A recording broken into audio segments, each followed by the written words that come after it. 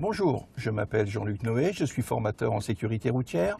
Nous allons voir aujourd'hui comment conduire une remorque. Donc quelques petits rappels réglementaires. Une remorque pesant plus de 500 kg devra être immatriculée, donc avoir sa propre carte grise et donc son attestation d'assurance. Quelques petits rappels réglementaires. Pour conduire une remorque de plus de 750 kg, il faudra peut-être le permis B. Les conditions d'accès sont les suivantes. Si le PTAC, le poids total autorisé de la remorque, est supérieur au poids à vide du véhicule tracteur, ou si l'ensemble véhicule tracteur plus remorque dépasse 3,5 tonnes, il faudra dans ce cas-là le permis EB pour conduire l'ensemble du véhicule. Autre petit point réglementaire, les poids total autorisés en charge du véhicule tracteur ou de la remorque ne peuvent en aucun cas être dépassés. Par exemple, sur cette voiture, le PTAC est de 2,750 tonnes. Le poids réel, c'est-à-dire le poids vide plus les charges, passagers ou bagages du véhicule tracteur, ainsi que le poids réel de la remorque, ne doit en aucun cas dépasser le PTRA de l'ensemble, dans notre exemple qui était de 5,550 tonnes. Et dernier point réglementaire, le poids réel de la remorque ne doit pas dépasser de plus de 30% le poids réel du véhicule tracteur. Avant de prendre la route, il sera nécessaire de regarder si nos feux arrière fonctionnent, que ce soit les feux de détresse, ce soit les feux de gabarit qui se trouvent en haut, les feux de position, les éléments réflectorisés en bas en forme de triangle puisque nous avons une remorque, le feu de brouillard arrière ou l'éclairage de la plaque, de façon que ce soit visible de l'arrière et un moyen de communication avec les autres. Ainsi que les feux stop, de façon à ce que les autres véhicules sachent quand je freine.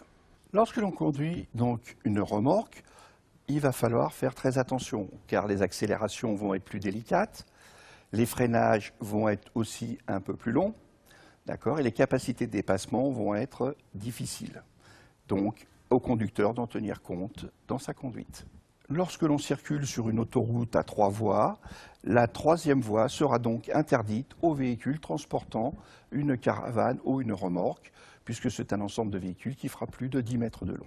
Lorsque l'on va conduire en agglomération, il faudra bien évidemment tenir compte de la longueur du véhicule, notamment lorsqu'on veut tourner à gauche, ne pas s'insérer dans un carrefour, il faudra d'abord laisser passer tous les véhicules et passer en dernier, car ceux-ci ne peuvent plus passer derrière nous vu la remorque. Lorsque l'on conduit en dehors de l'agglomération et qu'il y a du fort vent latéral, attention dans le cadre des dépassements et dans le cadre de la circulation normale, car la remorque va avoir tendance à être poussée par le vent latéral. Tout conducteur de voiture va être un peu surpris car des réglementations vont être nouvelles pour lui, telles que les panneaux interdits au plus de 3,5 tonnes, les limitations de vitesse d'une voiture avec une remorque qu'il n'est pas habitué à les chercher, donc il faudra qu'il soit très attentif. Dans les descentes, il va falloir faire très attention puisque la remorque va avoir tendance à nous pousser, donc ne pas descendre trop vite car il y aurait un effet de lacet de la remorque, ce qui est très difficile à rattraper. Petit rappel, le lacet, c'est lorsque la remorque va commencer à osciller de droite à gauche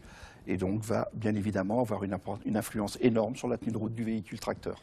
Lorsque l'on conduit un ensemble de véhicules, bien évidemment, il va falloir penser à régler les amortisseurs de la voiture et d'augmenter légèrement la pression des pneus d'environ 300 grammes. Dernier petit conseil, pensez que lorsque vous avez une caravane, il va falloir changer la conduite par rapport à votre voiture isolée. Les accélérations sont plus difficiles, les freinages vont être beaucoup plus longs, donc anticipez beaucoup plus. Maintenant que vous savez conduire avec une remorque, retrouvez-moi dans une prochaine vidéo pour les vérifications extérieures.